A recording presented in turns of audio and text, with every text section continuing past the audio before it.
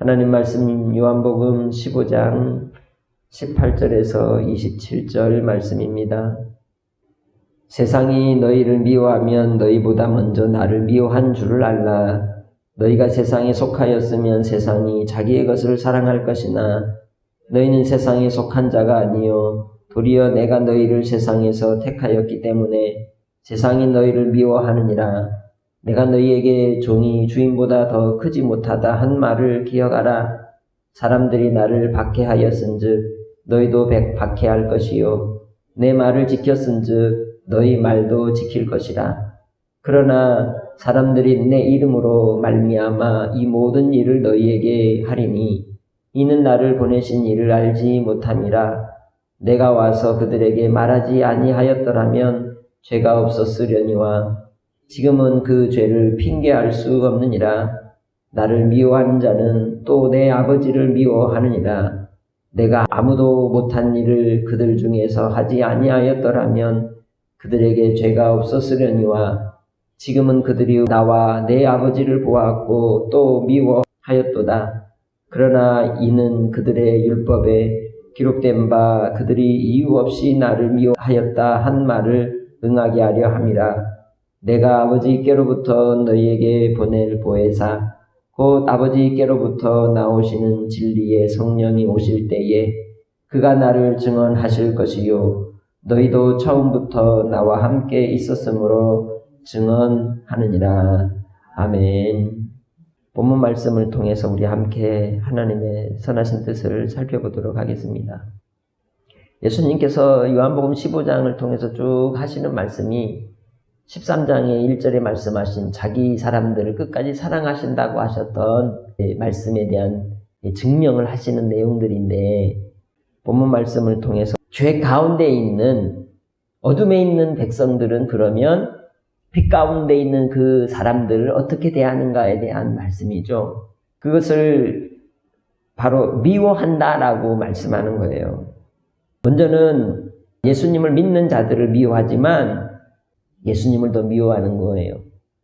그래서 외국에서 영어로 욕을 할 때 예수님의 이름 부르는 것 자체가 조롱이고 또한 비난이에요. 그러니까 예수님의 이름이 우리에게는 귀하신 이름이지만 세상에게는 미움의 이름이고 조롱의 이름이라는 것입니다. 우리를 왜 미워하느냐? 예수 믿기 때문에 미운 거예요. 평상시에는 괜찮아요. 그냥 내가 예수님을 믿는 사람인지 아닌지를 몰랐을 때는 괜찮다가 예수를 믿는 사람인 것을 알면 그 다음부터 뭐 하는 사람이 있어요? 그냥 미워하는 사람이 있어요. 다 미운 거예요. 그 이유를 19절에 이야기합니다. 소속이 다르기 때문이죠. 누구에게 속해 있냐는 거예요. 세상에 속해 있냐? 하나님께 속해 있느냐? 의에 속해 있느냐? 죄에 속해 있느냐? 사탄에 속해 있느냐? 예수께 속해 있느냐? 소속이 다르니까 미워할 수밖에 없는 거예요. 그 소속은 곧 네 편, 내 편이 되는 것이죠. 하나님과 사탄은 함께 할 수 없는 겁니다. 죄와 의는 함께 할 수 없는 것이요. 또한 빛과 어둠도 함께 할 수 없는 것이에요. 미워할 수밖에 없는 거죠. 왜? 예수님이 있으면 죄가 물러가고 어둠이 물러가고 그들의 자리를 잃어버리기 때문인 것이죠. 이 세상에 속해야했다라고 말할 때 이 세상은 무엇이 없다고 요한일서 2장 15절에 말씀하냐면 아버지의 사랑이 없다고 말씀해요. 아버지의 사랑은 희생적 사랑이고 내리사랑이라고 오늘 새벽 말씀처럼 예수 그리스도를 통하여 우리에게 자기 목숨을 주셔서 우리를 구하신 사랑입니다. 사탄은 거짓의 아비이기 때문에 또한 자기에 속하 있는 악한 자들, 죄인들을 예수께 뺏기는 걸 좋아할까요? 좋아하지 않는 거예요. 그러니까 빼앗기지 않기 위해서 예수를 미워하는 것입니다. 그렇기 때문에 또 예수 믿는 누구도 미워하는 거예요. 우리도 미워하는 것이죠. 20절 말씀을 보면 내가 너에게 종이 주인보다 더 크지 못하다 한 말을 기억하라 말씀합니다. 우리는 예수님과 또 하나님과 우리 사이를 보면 우리는 작은 자들입니다. 예수님께서 당하신 고난과 박해를 생각해 보면 그 예수님을 따르는 종된 우리도 그 고난을 피할 수 없는 겁니다.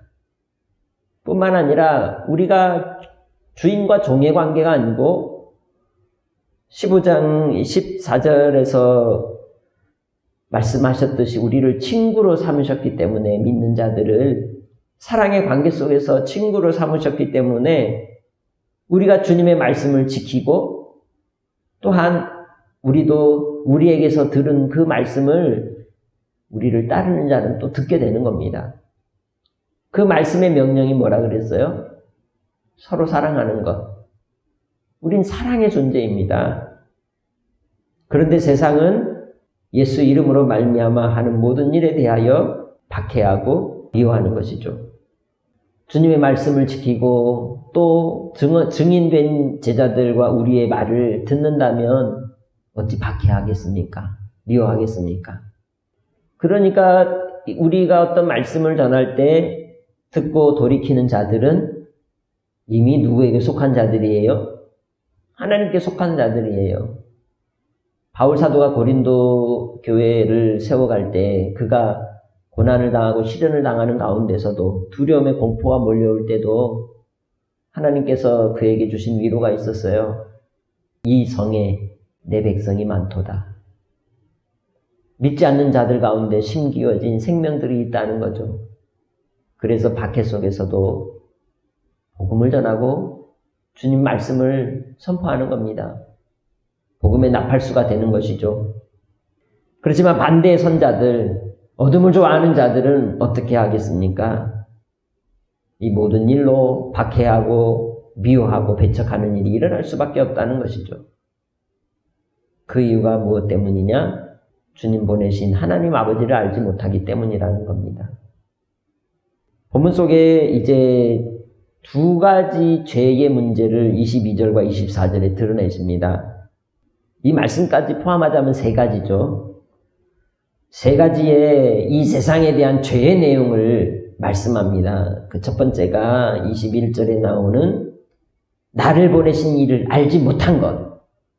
두 번째는 22절에 보니까 예수님께서 이 땅에 오셔서 말씀하신 것. 세 번째는 예수님께서 이 땅에 오셔서 아무도 하지 못한 일을 메시아로서 그리스도로서 행하신 일. 그것이 바로 이 세상에 대한 죄를 드러내시는 거라는 거죠. 예수님께서는 하나님께서 이 땅에 보내셔서 하나님의 본체로서 하나님을 드러내신 분이십니다. 그러니까 예수님을 본 자는 곧 누구를 본 자예요? 하나님 아버지를 본 자인 것이죠. 그렇게 예수님을 보내신 하나님을 알지 못하는 것이 곧 죄인 것이요.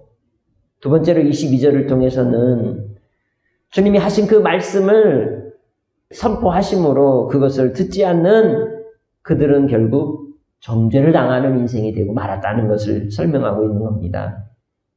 그래서 예수님이 이 땅에 오셔서 말씀하지 않았다면 죄가 없었을 것이다. 그러나 이제 말씀이 선포되었기 때문에 더 이상 죄를 핑계할 수 없다는 거죠. 세 번째는 예수님께서 행하신 일들을 통해서 핑계할 수 없다는 겁니다.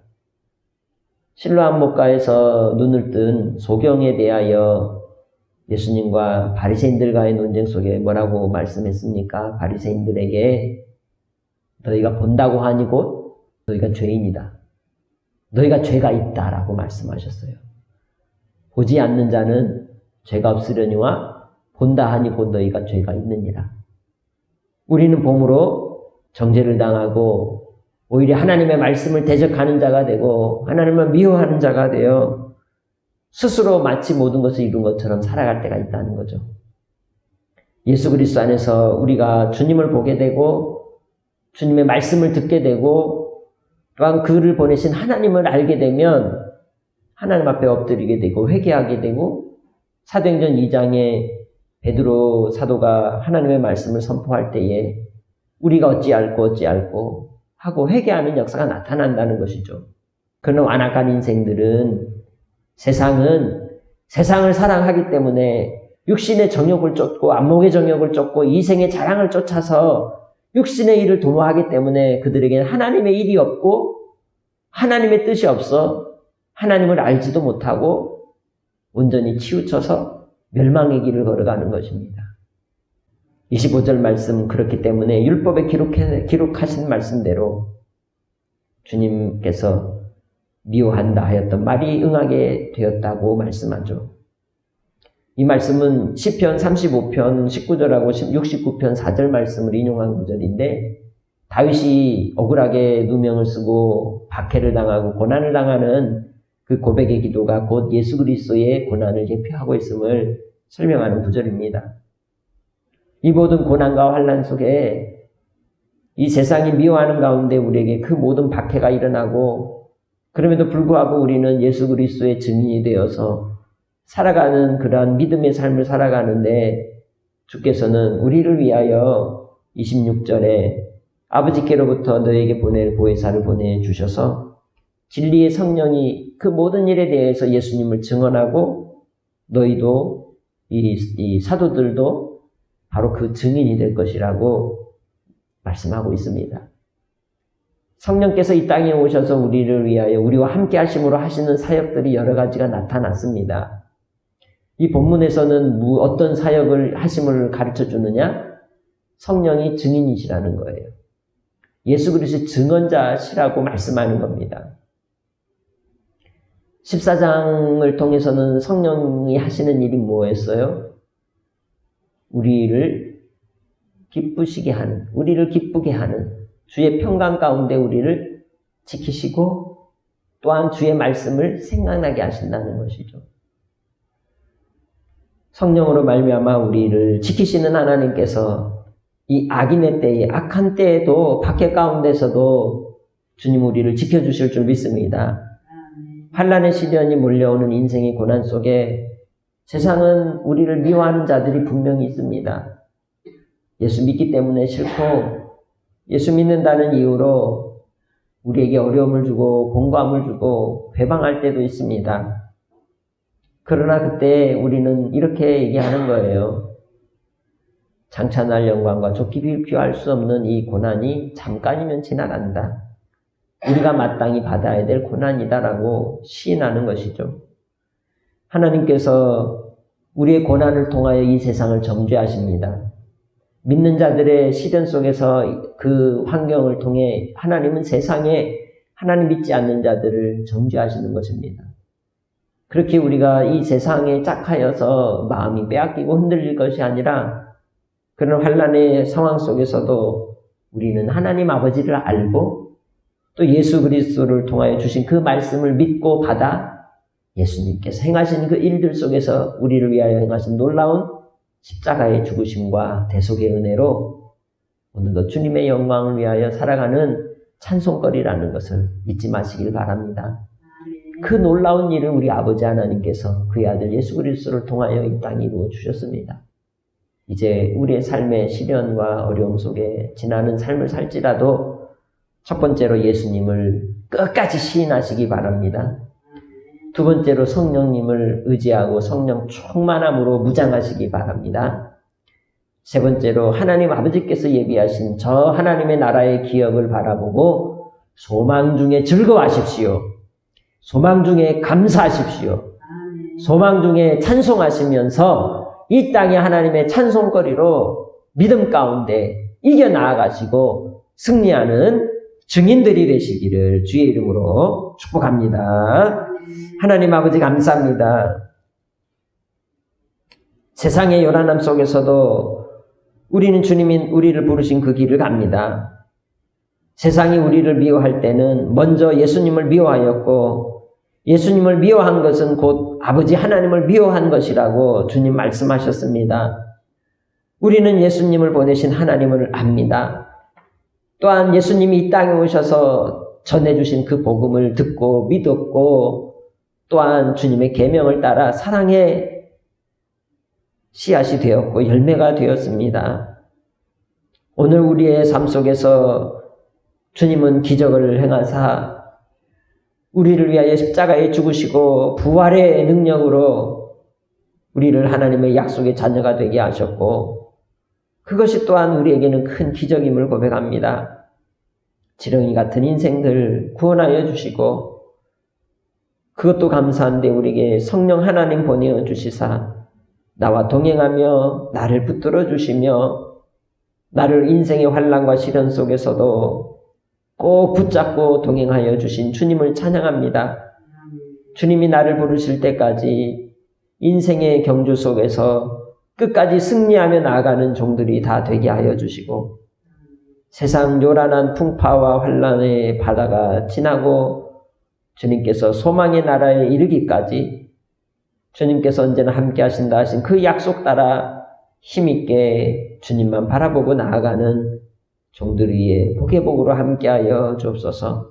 오늘도 한량없는 주님의 사랑에 감사 영광 돌리옵고 예수님의 이름으로 기도합니다. 아멘.